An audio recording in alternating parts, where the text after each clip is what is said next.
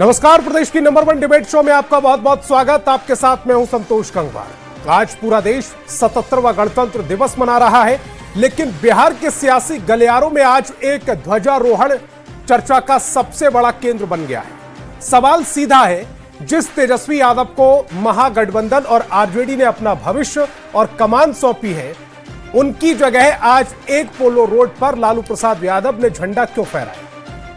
नियम और परंपरा के अनुसार नेता प्रतिपक्ष के नाते तेजस्वी यादव को प्रमुखता से यह जिम्मेदारी निभानी थी, जैसा कि पिछले कई सालों से होता आया है। लेकिन इस बार लालू यादव का ध्वजारोहण करना क्या केवल एक भावुक निर्णय है या फिर इसके पीछे कोई गहरा सियासी संदेश छिपा है? क्या आरजेडी ये जताना चाहती है या बताना चाहती है कि आज भी पार्टी की असली कमान और पावर सेंटर सिर्फ और सिर्फ लालू यादव ही है? हालांकि विपक्ष सवाल उठा रहा है कि क्या तेजस्वी यादव की स्वीकार्यता में कोई कमी आ गई या फिर घर के भीतर ही शक्ति प्रदर्शन का कोई नया दौर चल रहा है। आज इसी मुद्दे पर होगी बहस बिहार की। क्या यह केवल एक झंडा तोलन है या आरजेडी की नई बिसात? तेजस्वी की जगह लालू ने क्यों फहराया झंडा? पहले एक रिपोर्ट दिखाते हैं। बिहार की राजधानी पटना का एक पोलो रोड, नेता प्रतिपक्ष तेजस्वी यादव का सरकारी आवास, सुबह सुबह गणतंत्र दिवस के मौके पर झंडोत्तोलन के लिए जो हाथ बढ़े वो तेजस्वी यादव की जगह लालू प्रसाद यादव के थे। तेजस्वी की जगह लालू प्रसाद ने एक पोलो रोड पर तिरंगा फहराया, तिरंगे को सलामी दी। तेजस्वी यादव इस मौके पर दूर दूर तक कहीं नजर ही नहीं आए। अब विरोधी इस पर निशाना साध रहे हैं। तेजस्वी जी, तिरंगा से आपको लगता है नफरत है। एनडीए नेताओं का कहना है कि तेजस्वी ने गणतंत्र दिवस पर भी अपना दायित्व नहीं निभाया। सवाल साफ है, तेजस्वी यादव को गणतंत्र दिवस से परहेज है या जिम्मेदारी से डर? तेजस्वी यादव ने अपने सरकारी आवास पर झंडा क्यों नहीं फहराया, इसका जवाब आरजेडी प्रवक्ता एजाज अहमद ने सीधे सीधे तो नहीं दिया। हाँ, उल्टा बीजेपी से सवाल जरूर पूछ लिए। बात का जवाब देना चाहिए कि आरएसएस के हेडक्वार्टर में 55 वर्षों तक आजादी के बाद झंडोत्तोलन क्यों नहीं किया गया, तिरंगा क्यों नहीं फहराया गया? ये अलग बात है कि विरोधी तो विरोधी, कांग्रेस के नेता भी तेजस्वी यादव को अपनी जिम्मेवारी निभाने और संविधान का सम्मान करने की सलाह दे रहे हैं। नेता प्रतिपक्ष को अपनी जिम्मेदारियों से भागना यह कतई उचित नहीं है। अब तक विरोधी सवाल पूछ रही थी कि चुनाव के बाद नेता प्रतिपक्ष विधानसभा सत्र से तेजस्वी यादव क्यों गायब रहे। अब ये पूछा जा रहा है कि तेजस्वी यादव ने अपने सरकारी आवास पर झंडोत्तोलन क्यों नहीं किया। न्यूज़ 18 के लिए पटना से अमित कुमार के साथ ब्यूरो रिपोर्ट।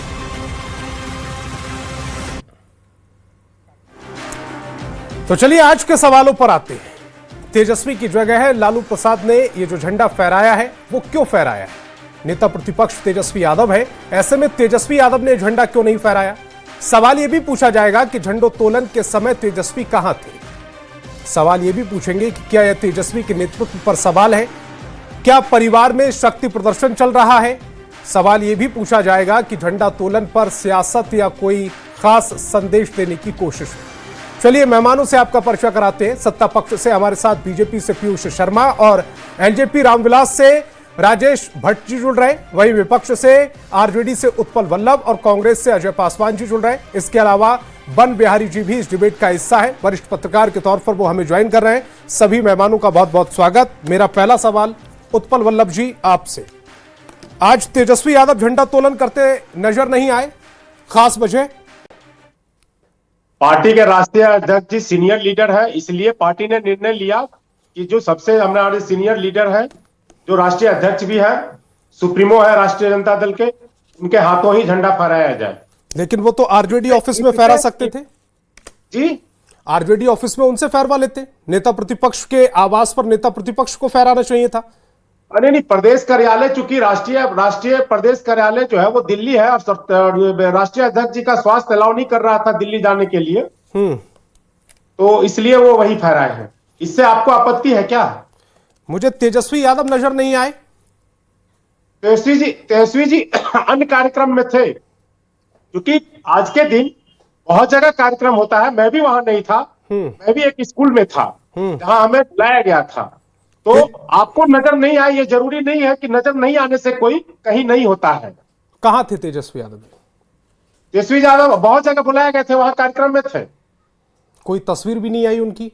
अमूमन उनकी तस्वीर तस्वीरें तो आ 52 जाती हैं। साल तक भी नहीं आया जिससे सवाल नहीं पूछते हैं। किससे? 2002 में अटल बिहारी वाजपेयी जी प्रधानमंत्री बने तब जाके समझाए, तब तक कोई तस्वीर मैं भी नहीं देखता हूं। जो सवाल उठा रहे हैं जो लोग, उनकी कोई तस्वीर क्या? पिछली वो साल करने वाले लोग हैं। नेता प्रतिपक्ष के आवास पर पिछली बार ये जो झंडोत्तोलन हुआ था, किसने किया था? देखिए आवास पे झंडा तोलन का कोई ऐसा प्रोटोकॉल नहीं है, एक चीज। दूसरी चीज क्या है कि लालू प्रसाद यादव जी के नाम से कोई आवास कर्णांकित नहीं है। तो या तो राबड़ी जी के जो आवास अलॉट किया गया है वहां फहराते हैं, फिर यहाँ फहराते हैं। क्योंकि वो उस घर में रहते हैं, दोनों जगह रहते हैं, एक पुत्र रखते हैं, एक उनकी पत्नी है, तो वो कहीं भी झंडा फहराए। अगर लालू प्रसाद जी के झंडा फहराने से आपको नफरत क्यों है? जिनको झंडा से नफरत है, जिनको राष्ट्रीय ध्वज से नफरत है, जो 52 साल जिनको ये राष्ट्रीय ध्वज को समझने में लग गया, उनको ये सब बात समझ में नहीं आएगी। परंपरा समझते हैं आप? नेता प्रतिपक्ष की एक जिम्मेदारी होती है, नेता प्रतिपक्ष का झंडोत्तोलन करना एक संदेश देता है, खासकर आपके कार्यकर्ताओं में, सवाल पूछने वालों में कांग्रेस भी है।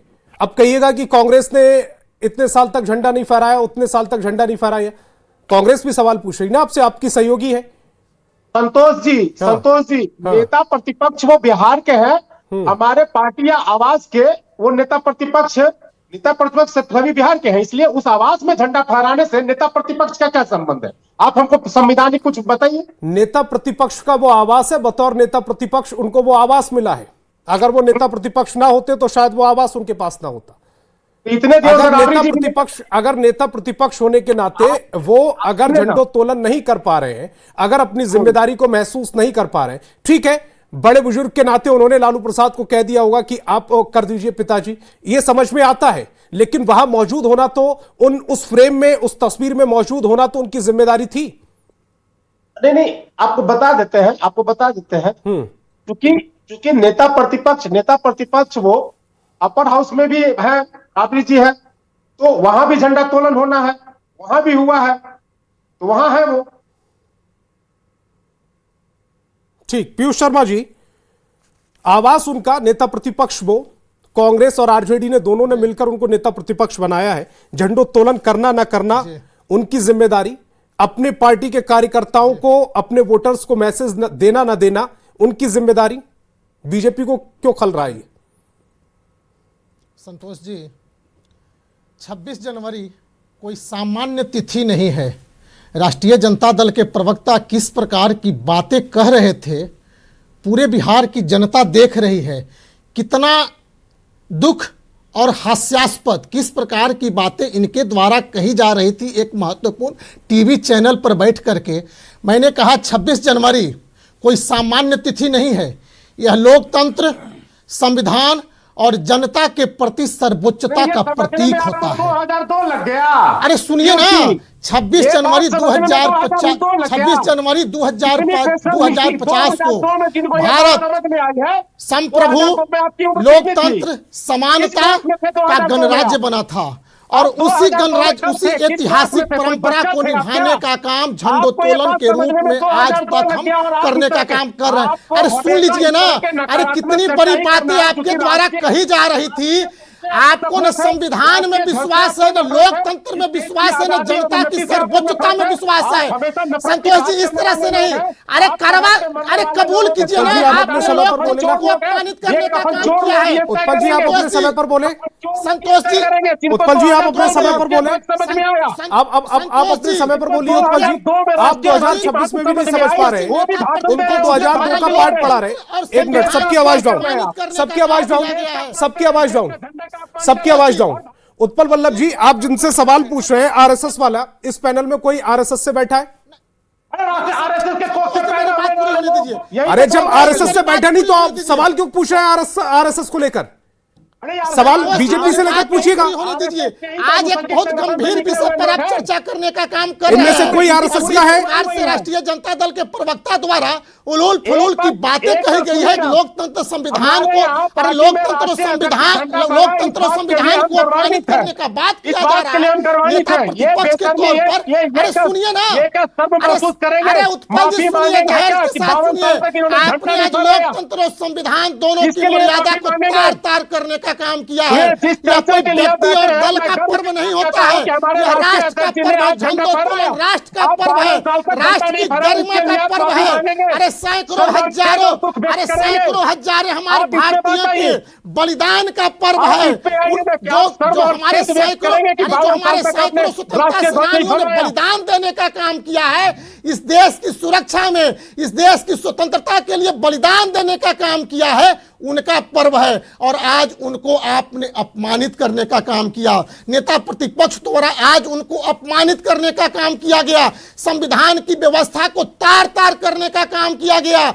मैंने कहा यह कोई राष्ट्रीय या कोई दल या व्यक्ति का पर्व नहीं है, यह राष्ट्र का सम्मान का पर्व है, यह लोकतंत्र की आत्मा का पर्व है, यह लोकतंत्र के सम्मान का पर्व है।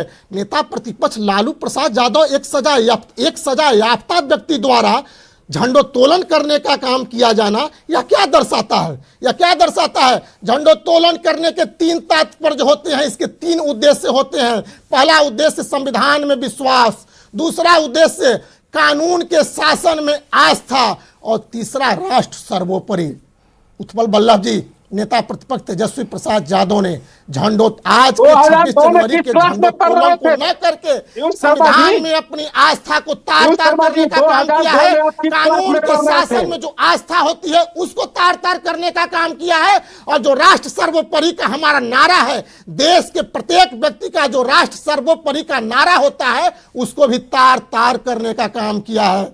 अरे आपको तो परिवारवाद और वंशवाद, आपको तो राष्ट्र से कोई लेना देना नहीं है। तेजस्वी प्रसाद यादव पूरे राष्ट्रीय जनता दल को राष्ट्र से कोई सरोकार नहीं है। जो ये दिखावटी राष्ट्रवाद का जो चोला पहन करके, ठीक, मैं अजय पासवान जी की तरफ जा रहा हूं।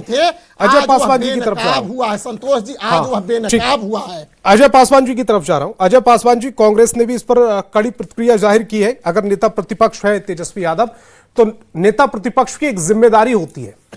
क्या तेजस्वी यादव वो जिम्मेदारी बखूबी निभा रहे हैं?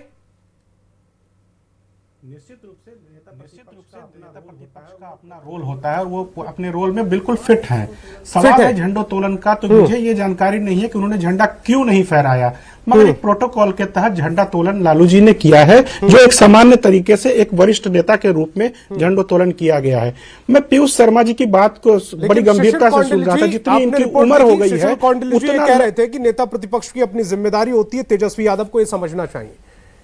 पहला विधानसभा सत्र होता है, उसमें वो 2 दिन के बाद वो गायब हो जाते हैं। प्रतिपक्ष का अपना एक प्रोटोकॉल होता है, प्रवास पर रहते हैं। उसके बाद अगर वो कल आरजेडी के राष्ट्रीय कार्यकारी अध्यक्ष बने, और आज यानी कि कल वो जब राष्ट्रीय कार्यकारी अध्यक्ष चुने गए हैं, इसका मतलब कल तक वो बिहार में थे, और आज अचानक से वो न तस्वीरों में नजर आए और न ध्वजारोहण करते नजर आए।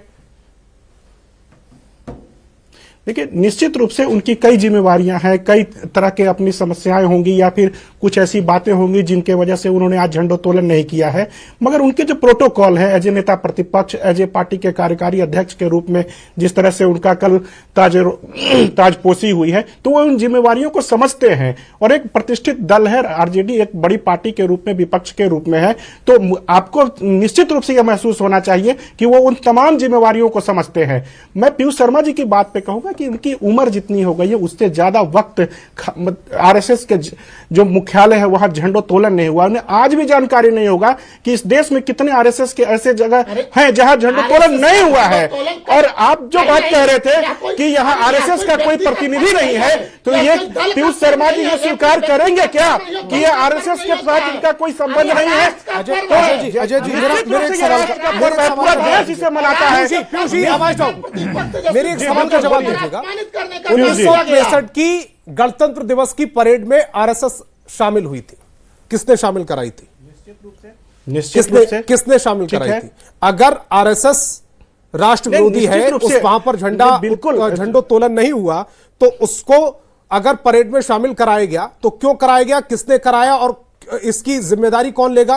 क्या वो बराबर का गुनहगार होगा? इससे ज्यादा नतमस्तक होने वाली कोई बात हो सकती है क्या कि आप 1963 की बात को कोट कर रहे हैं कि उन्हें शामिल कराया गया? इससे ज्यादा कुछ शर्मनाक हो सकता है क्या इस देश में? अभी बड़ी बड़ी बातें कर रहे थे, राष्ट्र हित, राष्ट्र निर्माण, राष्ट्र सर्वोपरि है, ये तमाम बातें हो गई, तो झंडे को लेकर इतना विवाद क्यों है? बार बार आरएसएस इस मामले में सफाई देने को लेकर काम करता है। एक मिनट, अजय पासवान जी, 1963 की आरएसएस, 1963 की परेड में आरएसएस को किसने शामिल कराया? उन्होंने शर्मनाक काम किया। संतोष भाई, बिल्कुल अगर आपको जबरन कहा जाए कि आप हमारे परेड में आए और आप झंडोत्तोलन करिए, तो इससे ज्यादा इस देश के लिए कुछ हो सकता है क्या? अगर मैं आपको परेड में जबरन झंडोत्तोलन है, अजय जी थोड़ी सी जानकारी आप दुरुस्त कीजिएगा। परेड में शामिल करने के लिए जबरन डंडे के बल पर किसी ने आरएसएस को नहीं बुलाया था। डंडे के बल पे नहीं किया जाता है। अगर बुलाया गया हो और कैसे शामिल होते? गणतंत्र परेड में शामिल कैसे होते? उसकी परमिशन मिलती है, परमिशन कौन देता है? उसकी जिम्मेदारी को निभाने का काम किया गया है, अपने कर्तव्य को पालन करने का। राजेश जी की तरफ जा रहा हूँ, राजेश जी की तरफ जा रहा हूँ, स्क्रीन पर जरा राजेश जी को लेकर आए। आज जिस गणतंत्र दिवस की हम बात कर रहे हैं, उसके निर्माण में कांग्रेस की बहुत महत्वपूर्ण भूमिका रही है। ना कोई आजादी के आंदोलन में किसी की भूमिका नहीं थी, और ना ही भारतीय जनता पार्टी के तमाम बाकी किसी की भूमिका नहीं थी। ये मुखबिरी करते हुए पकड़े गए हैं और अजय जी बाकी किसी की भूमिका नहीं थी, आपके जेहन में है। बाकी किसी की भूमिका नहीं थी, सिर्फ कांग्रेस की भूमिका थी। तो देश के तमाम लोगों की भूमिका थी। तो फिर जब आप कह देते हैं कि सिर्फ कांग्रेस की भूमिका थी, तो बाकी सभी की भूमिकाओं को आप दरकिनार नहीं कर रहे। मुखबिरी का आरोप है और उन्होंने राजेश जी को स्क्रीन पर लेकर आए। राजेश जी को स्क्रीन पर लेकर आए। राजेश जी, नेता प्रतिपक्ष की जिम्मेदारी क्या होती है? और नेता प्रतिपक्ष की अगर जिम्मेदारी ये है, अगर उनको सरकारी आवास अलॉट किया गया है, तो क्या झंडोत्तोलन वो नहीं कर सकते थे, या उस समय वहां मौजूद होना उनकी जिम्मेदारी नहीं थी? राजेश जी। संतोष जी, हमारे साथियों से अपील है पहले तो कि शांति से सुनना पसंद करें। ऐसे बोलने से किसी की भी बात साफ से नहीं जा सकेगी, संदेश साफ नहीं होगा। तो सुनेंगे। 2-3 बातें मैं बहुत गंभीरता से कहना चाहता हूं, और ये बहुत ही संवेदनशील मामला है। क्योंकि गणतंत्र दिवस कितनी कुर्बानियों के बाद हमें मिली है, इसका हम आकलन नहीं कर सकते। उस जमाने में ना हम थे और ना यहां हमारे बैठे साथी थे। लाखों लोगों ने अपनी जान की बाजी लगा दी इस देश की स्वतंत्रता में। उसके बाद यह गणतंत्र दिवस का मौका आया है, और ऐसे ऐतिहासिक राष्ट्रीय पर्व पर हमारा दायित्व होता है। हम भारत के नागरिक हैं, भारतीय होने के कारण हमें यह सौभाग्य प्राप्त है कि हम अपने झंडे को इस दिन सलामी दें और उन शहीदों को भी नमन करें। ऐसे में एक सामान्य आदमी भी अपने घर में देखते होंगे, बहुत खुशी से अपने परिजनों के साथ छत पे झंडा फहराता है और सलामी देता है।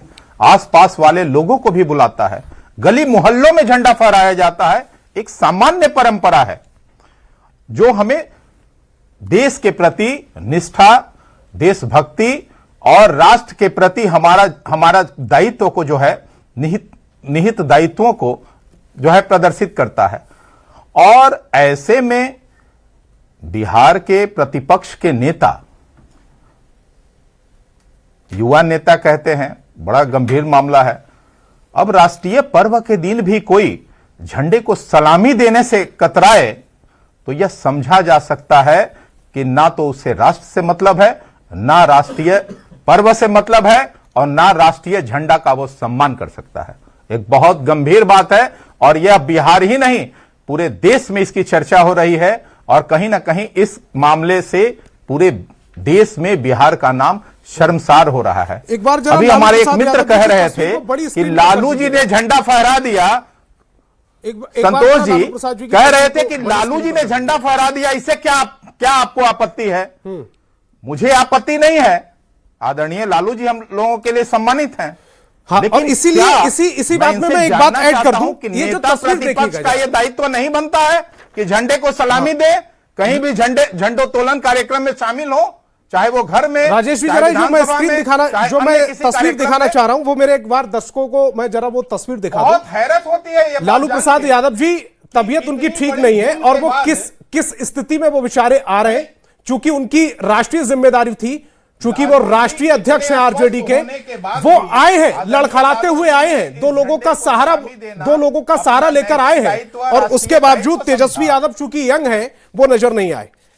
ये जमीनी नेता और वही मैं संतोष जी कह रहा हूं कि इन स्वास्थ्य कारणों के बावजूद दरकिनार करते हुए लालू जी ने अपनी राष्ट्रीय निष्ठा को प्रदर्शित किया और कहीं ना कहीं अपने दायित्व का निर्वहन किया। क्या मजबूरी थी कि तेजस्वी जी ने आज झंडोत्तोलन कार्यक्रम में कहीं शामिल नहीं हुए, झंडे को सलामी नहीं दिए? क्या झंडे को सलामी देना वो अपने मान मर्यादा के खिलाफ समझते हैं क्या? बहुत बड़ी बात है। ठीक, मैं बन बिहारी जी की तरफ जा रहा हूं। गंभीर मामलों में सिर्फ हल्ला बोल करने से काम नहीं चलेगा। ये भूल अगर हुई है तो बिहार नहीं पूरे देश से माफी मांगनी चाहिए उन्हें। और उनके प्रवक्ता कहते हैं कि लालू जी फहरा दिए तो क्या हो गया और वो नहीं फहराए तो क्या हो गया? अरे हम क्या इस देश के नागरिक नहीं है? क्या देश बन बिहारी जी की तरफ जा रहा हूं। नहीं है? आपस में अखाड़ा नहीं बनाते। बन बिहारी जी की तरफ जा रहा हूं। को सलामी देना क्या कोई अपराध है? मैं बन बिहारी जी की तरफ जा रहा हूं। बन बिहारी जी, मेरा बड़ा सीधा सा सवाल है, तेजस्वी यादव वहां पर मौजूद नहीं थे, सवाल तरह से पल्ला ध्वजारोहण का नहीं है बिहार की किसने झंडा फहराया किसने नहीं फहराया। ध्वजारोहण हो रहा था, लालू प्रसाद यादव चूंकि अस्वस्थ होने के बावजूद वहां पर झंडोत्तोलन करने वहां पर पहुंचे, और ये तस्वीर देखिएगा जरा स्क्रीन पर, दो लोग उनको बिठा रहे, इतने अस्वस्थ है वो, उसके बावजूद उन्होंने अपनी राष्ट्रीय जिम्मेदारी समझी, इस झंडे के मान के लिए वो आए, उन्होंने झंडा तोलन किया है। तेजस्वी यादव नजर नहीं आए, इस पर सवाल नहीं पूछा जाना चाहिए? बन बिहारी जी, देखिए, गणतंत्र दिवस के उपलक्ष्य पे कहीं ना कहीं किसी भी कार्यक्रम में नेता प्रतिपक्ष तेजस्वी यादव को शिरकत करना चाहिए, क्योंकि यह उनका नैतिक दायित्व न सिर्फ उनका बल्कि देश के प्रत्येक नागरिक का यह दायित्व है। देखिए, छोटे छोटे बच्चे भी अपने अपने स्कूलों में आयोजित गणतंत्र दिवस के मौके पर झंडोत्तोलन में शरीक होते हैं। मौसम कैसा भी रहा हो, सभी बच्चे पहुंचते हैं, उनके अभिभावक भी पहुंचते हैं, और जितनी भी राजनीतिक दल हैं, जितनी भी सरकारी कार्यालय, प्राइवेट कार्यालय हैं, जितने भी सोसाइटी, अपार्टमेंट है, हर जगह झंडोत्तोलन होता है। तो मसला यह नहीं है कि लालू यादव ने आवास में झंडोत्तोलन किया, लालू यादव झंडोत्तोलन कर सकते हैं, इसमें किसी कोई आपत्ति नहीं है, लेकिन नेता प्रतिपक्ष तेजस्वी यादव गणतंत्र दिवस के मौके पर बिहार ही नहीं बल्कि देश के किसी कोने में भी अगर तिरंगा के साथ नहीं दिखे तो निश्चित तौर पर सवाल खड़े होंगे, और सवाल खड़े होंगे तो जवाब भी देना पड़ेगा, क्योंकि नेता प्रतिपक्ष हैं आप, आपसे भी सवाल पूछा जा सकता है। पूरे विपक्ष की राजनीतिक उत्साह आपके कंधे पे टिकी होती है, लगातार गायब रहे, चलिए ये अलग बात है, लेकिन गणतंत्र दिवस के मौके पर पटना न सही दिल्ली में भी तेजस्वी यादव झंडोत्तोलन के अपने या किसी अन्य के आयोजित कार्यक्रम में भाग लेते तो यह सवाल नहीं उठती। और जहां तक मैं जानता हूं कि अगर किसी प्रकार की बड़ी मेडिकल इमरजेंसी या कोई वैसे हालात नहीं रहे हों तो तेजस्वी यादव को नेता प्रतिपक्ष के नाते या ऐसे भी निश्चित तौर पर झंडोत्तोलन के किसी कार्यक्रम में उपस्थित रहना चाहिए था। वे युवा राजनेता हैं, बिहार में नेता प्रतिपक्ष हैं, और इस प्रकार के हैरान कर देने वाली राजनीतिक कदम को वे उठाएंगे तो सवाल तो खड़े होंगे ही। लालू यादव निश्चित तौर पर यह सराहनीय। बन बिहारी जी, इस तस्वीर को अगर गौर से देखिएगा तो लालू प्रसाद यादव जी बाहर से आते हैं इस आवास में, जो तेजस्वी यादव का सरकारी आवास है, बाहर से ये देखिए गाड़ी अंदर आ रही है, वो झंडोत्तोलन करते और दोबारा चले जाते हैं, यानी कि वो आवास में नहीं थे, वो झंडोत्तोलन के लिए खास तौर पर आए थे। तेजस्वी यादव जी का आवास है, वो आवास में नजर नहीं आए। देखिए, यह भी हो सकता है कि कल राजद के राष्ट्रीय कार्यकारिणी के बैठक में तेजस्वी यादव को राष्ट्रीय कार्यकारी अध्यक्ष बनाया गया। संभव है कि तेजस्वी यादव पूर्णकालिक राष्ट्रीय अध्यक्ष बनना चाहते रहे हों, उन्हें राष्ट्रीय कार्यकारी अध्यक्ष उनके पिता ने बनाया। इस बात को लेकर भी मनमुटाव संभव है और तेजस्वी यादव कल राष्ट्रीय कार्यकारी अध्यक्ष बनते हैं और आज झंडोत्तोलन के मौके पर अपने आवास में मौजूद नहीं रहते हैं, जबकि उन्हें यह जानकारी होगी कि उनके पिता पार्टी के राष्ट्रीय अध्यक्ष लालू प्रसाद यादव उनके सरकारी आवास पर झंडोत्तोलन के लिए आ रहे हैं। देखिए, दावे के साथ नहीं कहा जा सकता, लेकिन कहीं ना कहीं तेजस्वी यादव किसी प्रकार के मानसिक परेशानियों से निश्चित तौर पे गुजर रहे हैं, तभी ऐसी परिस्थिति बनी कि गणतंत्र दिवस के मौके पर वह कहीं किसी कार्यक्रम में नजर नहीं आए। ये या तेजस्वी यादव किसी अगर हालात ऐसे उत्पन्न हो गए हो जिस चलते तेजस्वी यादव किसी कार्यक्रम में शरीक नहीं हो सके, तो नेता प्रतिपक्ष होने के नाते उन्हें बता देना चाहिए। फिर ये सवाल खुद पर जी, एक मिनट है आपके पास, क्या ये लालू प्रसाद यादव पर पूर्णकालीन राष्ट्रीय अध्यक्ष बनाने के लिए, दबाव बनाने के लिए हुआ है, या इत्तेफाक था कि वो वहां थे नहीं या उनको जानकारी नहीं थी? देखिए, हमारी पार्टी में इत्तेफाकन तो संभव नहीं है, लेकिन दबाव की बात को भी दावे के साथ नहीं कहा जा सकता है। उत्पल जी से जवाब ले लेते हैं। उत्पल जी, देखिए, हमारी पार्टी के इतने शुभचिंतक बैठे हैं इस पैनल में आपके साथ में, तो देखिए पूरी पार्टी की बात कर रहे हैं। हमारी पार्टी के बारे में हमसे ज्यादा और हमारी पार्टी के लोगों से ज्यादा जानकारी रखने वाले लोग हैं। तो अब सुन लीजिए, कल राष्ट्रीय कार्यकारिणी की बैठक के बाद मैं भी तेजस्वी जी के 10 नंबर आवास जो है राबड़ी जी के आवास पे मुलाकात हुई थी और काफी देर तक वहां लोग बैठे थे, मैंने निकलने के बाद भी, तो इसलिए वो वहीं थे, उसी आवास पे थे और वहां भी झंडोत्तोलन हुआ है। एक चीज, दूसरी चीज कि वो लोग जिनकी पहचान और साथ अभी तक इस देश की जमहूरियत में नहीं बन पाई है, लोकतंत्र विरोधी कहे जाते हैं, और ये आजादी की लड़ाई में जो अंग्रेजों के दलाली किया करते थे, जिन्होंने इस झंडा से इतना नफरत किया कि 2002 तक इस झंडे को अपनाया नहीं, वो अपनी साख बचाने के लिए इस तरह एक मिनट में अपनी बात को रखिएगा जल्दी से। तो साफ दिखाई देता है संतोष जी, वो तो साफ दिखाई देता है। संतोष जी, राष्ट्र का सम्मान व्यक्ति से बड़ा होता है और संविधान और लोकतंत्र दोनों की मर्यादा को तार तार करने का काम नेता प्रतिपक्ष तेजस्वी प्रसाद यादव ने करने का काम किया है। क्या सजा है, लोगों ने किया है। आज हर बच्चा, हर व्यक्ति तिरंगे के सम्मान के साथ खड़ा है, हर व्यक्ति तिरंगे को सम्मानित करने का काम कर रहा है, अपने घर पर तिरंगा फहराने का काम कर रहा है, चाहे वो किसी दल में हो, किसी संस्था में हो या नहीं हो, हर व्यक्ति उस तिरंगे के झंडे को फहराने के लिए फहराने के लिए को फहराने के लिए उत्सुक है। लेकिन राष्ट्रीय जनता दल के नेता तेजस्वी प्रसाद यादव कह रहे हैं, अरे आपने तिरंगे को केवल अपमानित करने का काम नहीं किया है, आपने संविधान और लोकतंत्र की मर्यादा को तार तार करने का काम किया है। अरे आपने लोकतंत्र, मेरे पास समय बहुत कम है, मेरे पास समय बहुत कम है। अजय जी के पास जा रहा हूं, बाकी सभी की आवाज, अजय जी की आवाज कम रखिएगा। अजय जी, आखिरी 1 मिनट आपके पास। खतरा है इस देश के लिए, खतरा है इस देश के लिए, जब इस देश की जमहूरियत के लिए खतरा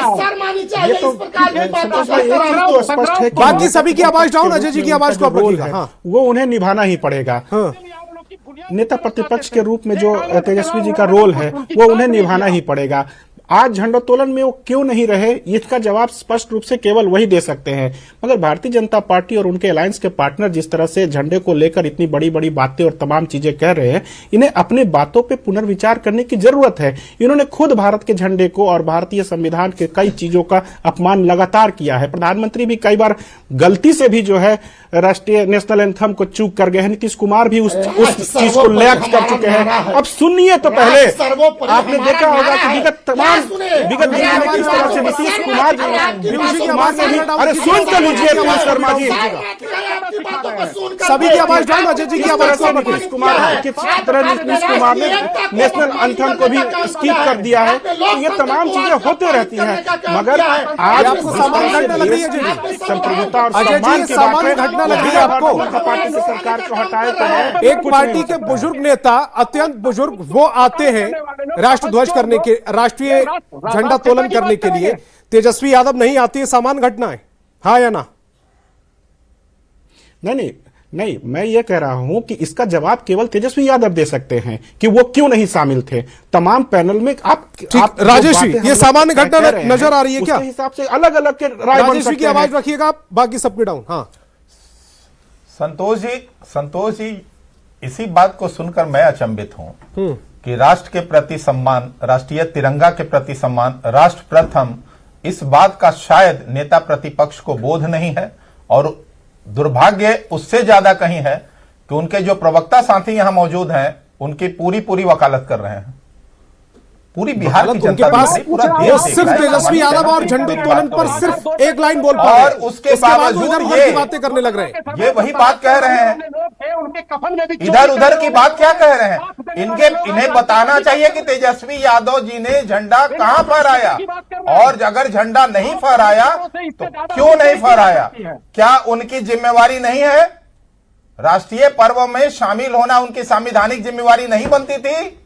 या राष्ट्रीय तिरंगा उनके लिए कोई महत्व का विषय नहीं है? उन्हें इसका जवाब देना चाहिए। मैं बहुत गंभीरता से आपके सम्मानित चैनल के माध्यम से हमारे युवा नेता तेजस्वी यादव जी से पूछना चाहता हूं कि क्या राष्ट्रीय तिरंगा और राष्ट्रीय पर्व का आपके जीवन में कोई महत्व नहीं है? नेता प्रतिपक्ष होने के बावजूद भी समझाता हूं।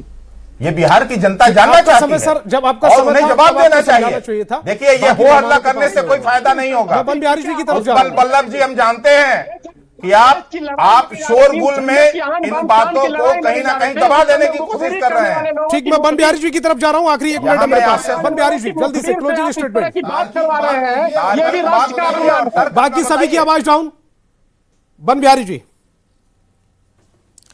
देखिए, राजनीति का जो नया पैटर्न है, जिसको नए युवा नेता लोग फॉलो कर रहे हैं, तो शेड्यूल के हिसाब से तो झंडा तोलन कार्यक्रम में रहना जरूरी था, लेकिन शायद स्क्रिप्ट में इसका उल्लेख नहीं किया गया होगा, इसलिए behind the schedule according to script राजनीति करने वाले तेजस्वी यादव झंडा तोलन के कार्यक्रम में उपस्थित रहने से चूक गए होंगे। और अगर वे किसी ऐसी इमरजेंसी हालात में थे जिस चलते वे किसी सार्वजनिक कार्यक्रम में भाग नहीं ले सके, तो उन्हें इस डिबेट के पूर्व ही इसकी सूचना जनसाधारण को दे देनी चाहिए थी कि नेता प्रतिपक्ष के गणतंत्र दिवस के उपलक्ष्य पर गायब रहने का विषय किसी प्रकार का राजनीतिक मुद्दा नहीं बनता, ये उनकी जिम्मेदारी बनती है। इसी पॉइंट पर इस डिबेट को रोकते हैं। तमाम मेहमान मेरे साथ जुड़े, आपका बहुत बहुत शुक्रिया। तू इधर उधर की बात ना कर, सीधे ये बता कि झंडोत्तोलन के समय कहां था।